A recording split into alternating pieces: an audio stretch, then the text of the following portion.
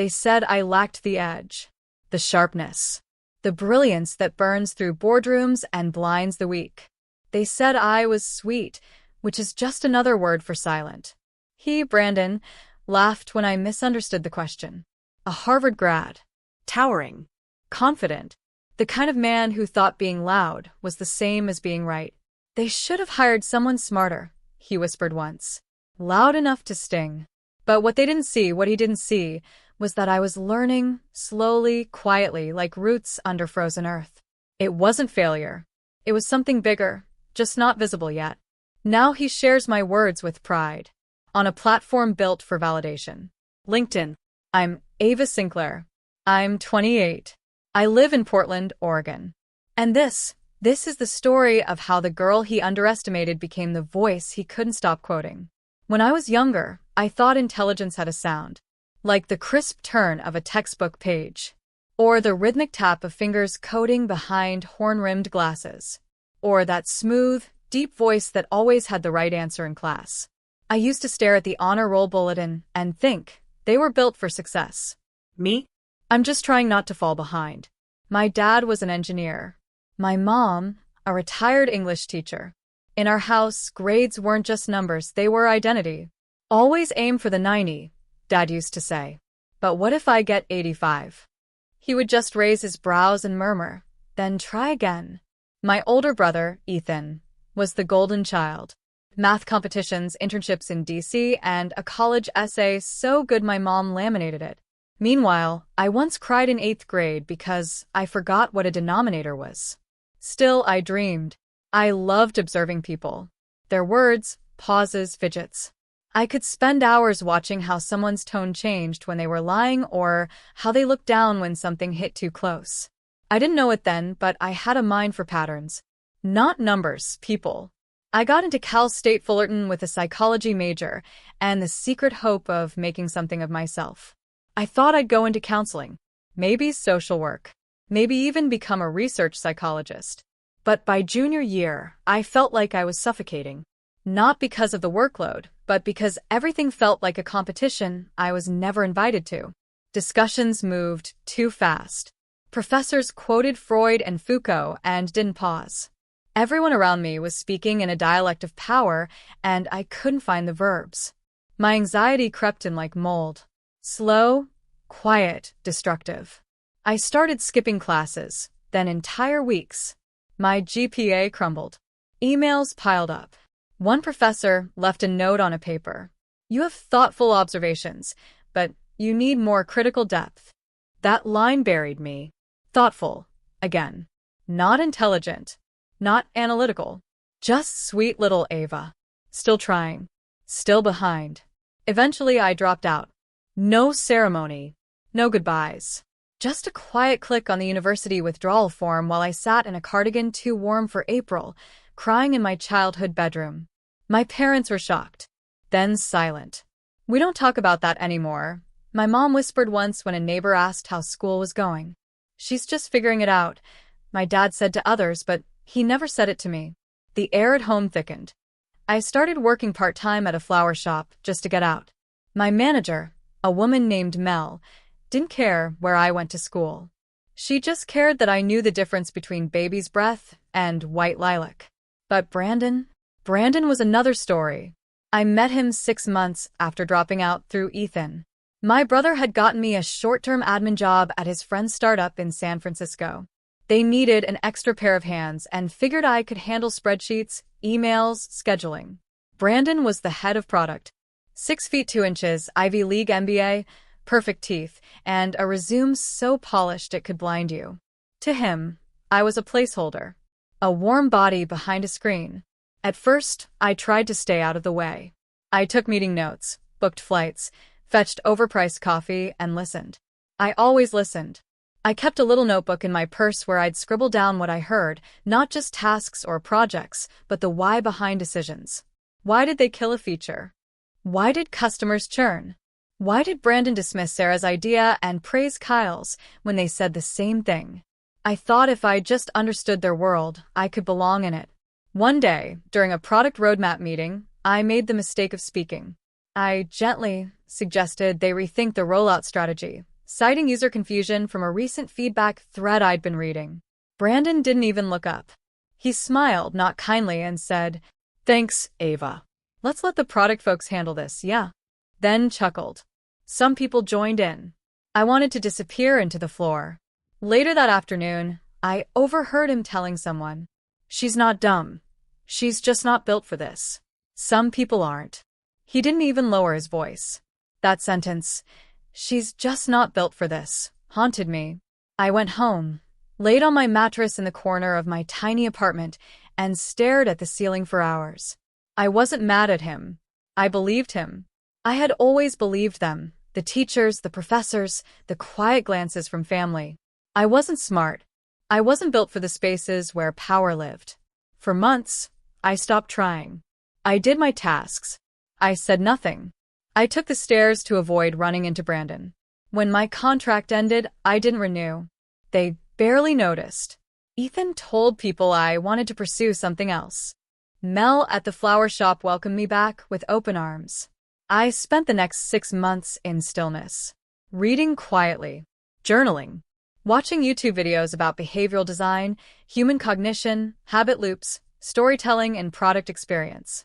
I read books not for grades, but for understanding, thinking, fast and slow, predictably irrational, Atomic Habits, and Everything by Brené Brown. I didn't call it studying. I didn't call it anything. I just listened. I absorbed. Eventually, I started writing again, tiny blog posts on Medium about how humans interact with design. Not academic. Not technical. Just observations. I wrote about why error messages make us panic. Why we trust blue buttons more than red ones. Why apps that congratulate us with confetti feel more addictive than ones that don't. I wrote for no one. I wrote for myself. Each post got 20 to 30 views. Sometimes 50. I didn't care. It felt like breathing. And slowly, very slowly, something shifted. It started with an email. Subject line: "This is weird, but thank you." It was from a woman named Gloria Martinez, a community librarian in Arizona. She had stumbled on one of my Medium posts, the one about how poorly designed apps make senior citizens feel stupid. She said she printed it and shared it with her local tech literacy group. "I read it aloud to our seniors," she wrote. One of them cried and said, "That's exactly how I feel." I remember staring at my screen, frozen. Somewhere in the desert, a group of elders I'd never met were finding comfort in something I wrote alone in my bedroom, in sweatpants, between flower shop shifts. That night, I couldn't sleep. Not because I was overwhelmed, but because I suddenly felt useful. Not smart. Useful. There's a difference. One is how people describe you. The other is how you feel when you're helping someone and it actually matters. So, I kept writing. I turned my tiny blog into a newsletter and gave it a name: Human Touch UX. Every Thursday, I wrote short essays about the intersection of design and dignity. I wasn't a UX designer, not officially, but I knew what it felt like to be dismissed, confused, and overwhelmed by the cold logic of tech. And apparently, so did a lot of people. Slowly, subscribers trickled in: teachers, community organizers, nonprofits, even a few developers. I still remember the first time someone replied and called me insightful. It felt like being handed a gift I never thought I was worthy of. Meanwhile, I picked up small freelance gigs doing UX writing for low-budget websites. I wasn't in Silicon Valley anymore. I was designing tooltips for a gardening app in Ohio and rewriting 404 error pages for a parenting blog. But I was learning. I bought sticky notes in bulk, mapped out user journeys on my bedroom wall, and took online courses in behavior-centered design. I treated every tiny client like they were Google, because to me, they were the ones letting me grow. And slowly, so did my confidence. The flower shop still paid the rent, but at night, I was building something of my own. No titles. No team. Just me. One afternoon, a local community center reached out. They ran free computer classes for seniors and wanted to make their sign-up portal less confusing. The director, Donna, was warm and frantic. "We just want them to feel safe clicking. Right now, they're terrified they'll delete the internet." I smiled. That was my language. I spent 2 weeks volunteering after work. I reworded every button. Instead of submit, I changed it to all done. Take me to the next step. Instead of reset password, it said, forgot your password? We've got you. And instead of technical terms, I added warm human ones. Don't worry, nothing you click here will mess up your computer. The impact was immediate. People signed up. People smiled. People asked for printouts and told their friends. One day, an older woman named Marlene pulled me aside. She had silver hair in a neat bun, sharp eyebrows, and trembling hands. She tapped her laptop with suspicion and muttered, "This machine hates me." I chuckled and helped her navigate the form. When she finished, her screen showed a simple animation, a blooming sunflower and a message that said, "Welcome, Marlene. You did it." She gasped. Tears welled in her eyes. Then she whispered, "You brought my baby into my living room." I was confused. She pointed to a framed photo beside her. Her grandson. He lives in Colorado. Now I can video call him. First time in 3 years. I didn't cry until I got home. That was the moment I realized. This work doesn't win awards.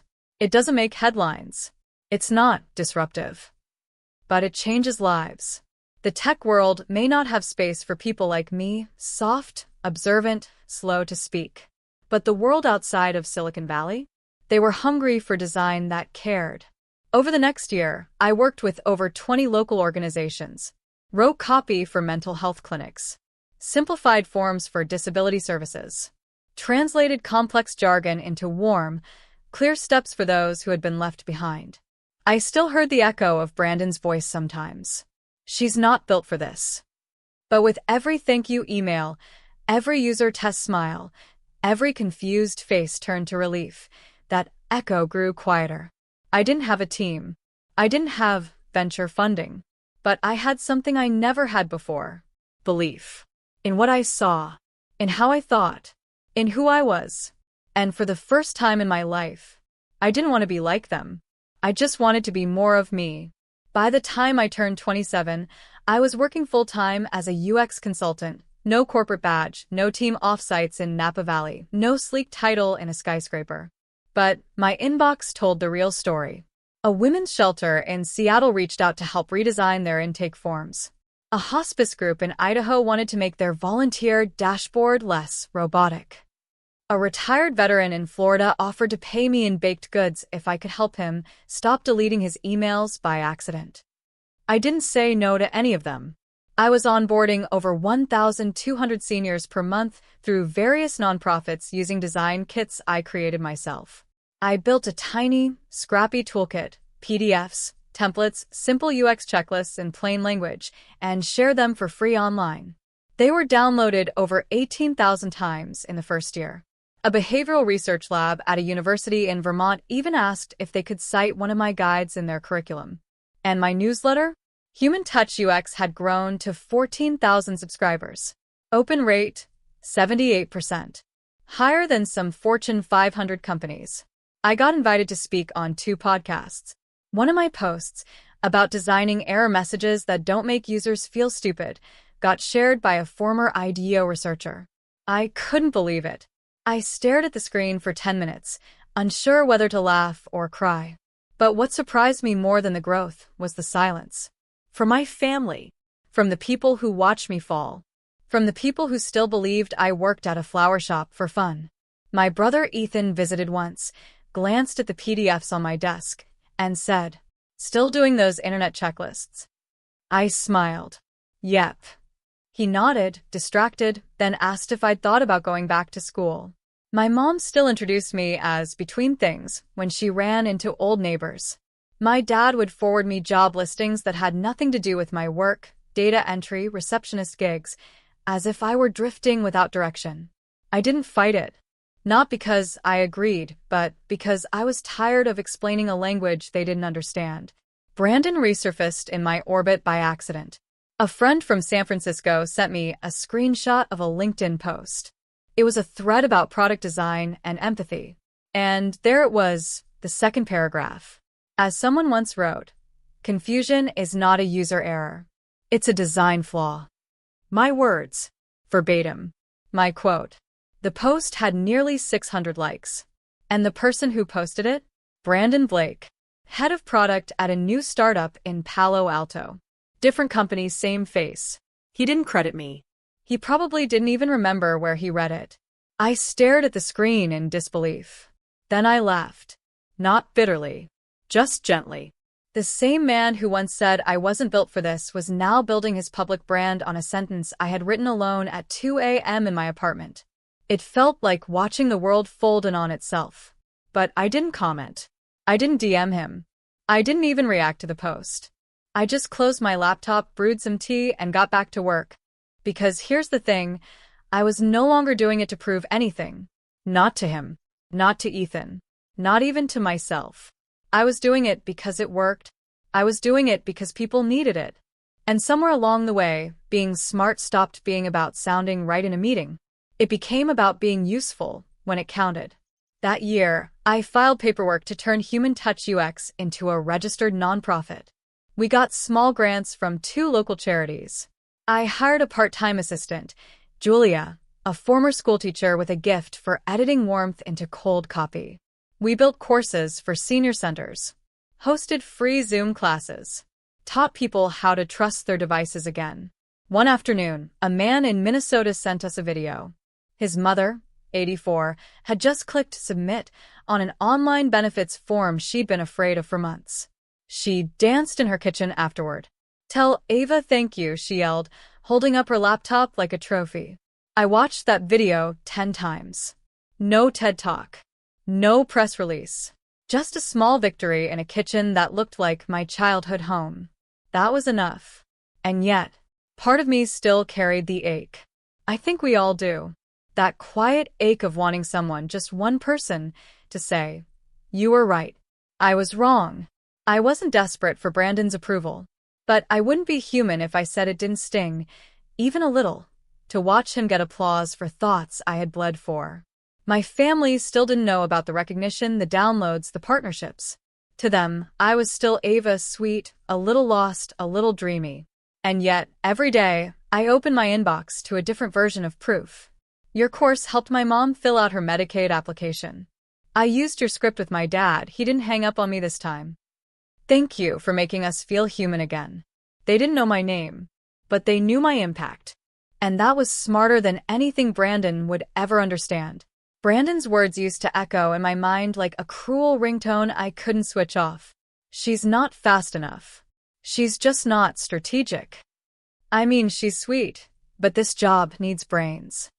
And maybe for a while I believed him. Maybe that's why I played small. Smiled too much. Apologized too often. Took on more than I should, and gave credit away like candy. But something started shifting the moment I opened that spreadsheet in the silence of the storage room. I wasn't supposed to see it. It was a draft projection Brandon had worked on for our upcoming pitch to Argonix Labs, one of the biggest biotech clients we'd ever hoped to land. His numbers were off. In some places, catastrophically wrong. It looked good, polished, with a colorful dashboard, but the forecast logic wasn't just flawed. It was reckless. I stared at it, heart pounding. My instinct was to close the file and walk away. Say nothing. It wasn't my job. I wasn't even supposed to be part of that meeting. But that quiet voice inside me, the one that Brandon had tried to drown, whispered, "You know what you're looking at. You know how to fix this." I spent the entire weekend rebuilding the model from scratch. I double-checked every formula, accounted for hidden market volatility, and factored in a set of risk variables Brandon hadn't even touched. When I was done, the outcome looked very different and very real. I printed both versions. Monday morning, I walked into Emma's office. She was the COO, one of the few women in leadership. I explained what I found. Not with panic. Not with drama. Just facts. She listened, asked 2 questions, and said 3 words I'll never forget. "Bring this upstairs." That afternoon, I was added to the pitch meeting. Brandon was confused. He didn't speak to me. In the boardroom, when he began presenting, his confidence was unshaken. He laid out the original forecast like a magician pulling a rabbit out of a hat. Smiles, gestures, buzzwords. The client nodded along. Until Emma interrupted him. I'd like Ava to share an alternative projection. You could hear a pin drop. I stood. Nervous, but grounded. I walked them through the corrected model. Highlighted the discrepancies. Explained the financial exposure Brandon had missed. Showed the long-term implications if they'd used his version. Organics asked for a 5-minute recess. When they returned, their lead analyst looked straight at me and said, "We'd like to move forward, using Ava's framework." Brandon didn't even look at me as they shook my hand first. The next day, I was offered a formal role as strategic analyst, a position they created for me. Not as a favor, as a necessity. Emma sent me a message that night. "I've been waiting for you to take up space." A week later, I saw it. On LinkedIn, Brandon had shared a quote, one I'd used in my presentation. "It's not about being the loudest in the room. It's about saying something that lasts after the room goes silent." Ava Sinclair. He quoted me.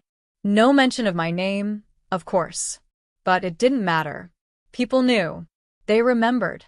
I got messages. One of them said, "I heard what happened. You didn't just correct him. You elevated the entire team. That's leadership." That day, I realized something vital.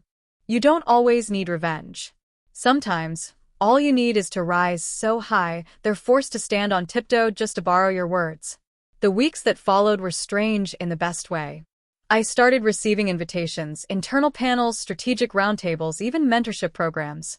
My inbox wasn't just about meetings anymore. It was filled with opportunities. Emma personally invited me to join a cross-departmental initiative focused on innovation and equity. She said she needed people who actually see the cracks before the floor gives way.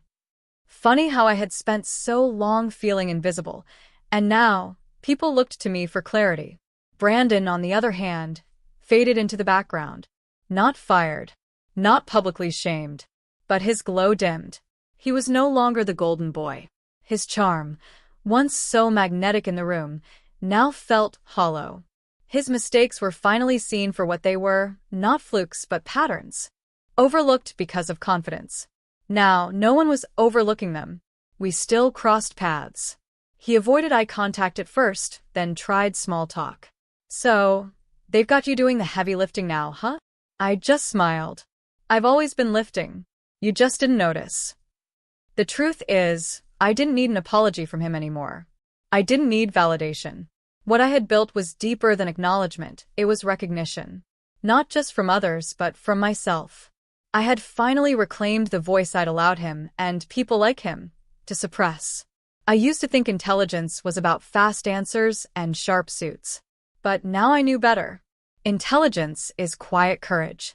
It's being right when everyone assumes you're wrong. It's building something that lasts even when no one's clapping. And slowly, I began to find joy in the very things I used to shrink from. I started mentoring young women in the company. Every time one of them hesitated before sharing an idea, I leaned in and reminded her, "If you've thought it through, say it like it's already true." One of my proudest moments came during a department-wide summit.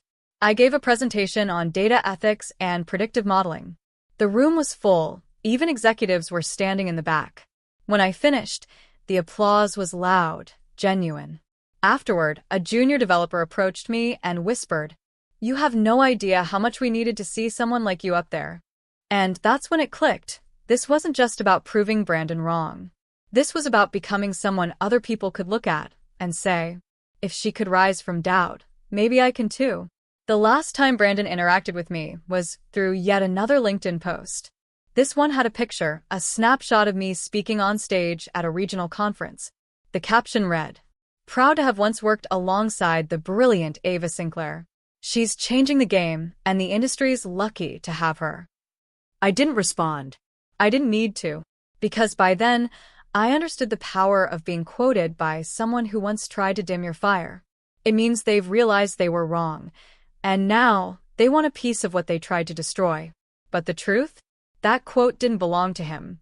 It belonged to every woman who's ever been called too emotional for leadership. To every person who's ever been dismissed before they even had a chance to speak. To every underdog building brilliance in silence. I keep that first spreadsheet in a drawer by my desk, Brandon's version and mine. A reminder that the truth always reveals itself. That when you're underestimated, you have two choices: stay small or rise in a way they can't ignore. I chose the latter. And now, they quote me. They follow me. They invite me into rooms they once told me I wasn't smart enough to enter. But I never needed their permission. Just a moment to remember who I really was and always had been. It's strange how life folds in on itself, how what once hurt you becomes the soil that grows your strength. There was a time I couldn't speak in a meeting without second-guessing every syllable. Now I command rooms with nothing but a sentence. There was a time I prayed for someone, anyone, to notice my worth. Now I walk like my worth introduces me before I say a word. Brandon's voice, once the loudest in my story, is now just background noise. A reminder, not a presence. The man who once told me I wasn't smart enough now reposts my articles, highlights my quotes, and subtly aligns himself with a power he never believed I had. He doesn't even realize that every post of his, every borrowed phrase, only confirms how wrong he was. But this isn't about revenge anymore. It's about evolution. I've learned that being underestimated is not a curse. It's a catalyst. It teaches you to build without applause, to speak even when unheard, and to shine in places that tried to keep you dim. It prepares you for stages you were once denied, and equips you to own them without needing permission. So to every girl who's been talked over, to every dreamer dismissed, to every soft-spoken genius who's been told to stay in their lane, let them laugh. Let them doubt. Let them misjudge you. Because one day, they'll quote you, and you won't even flinch. You'll just smile, knowing that the loudest proof of your power was never in their words. It was always in your becoming.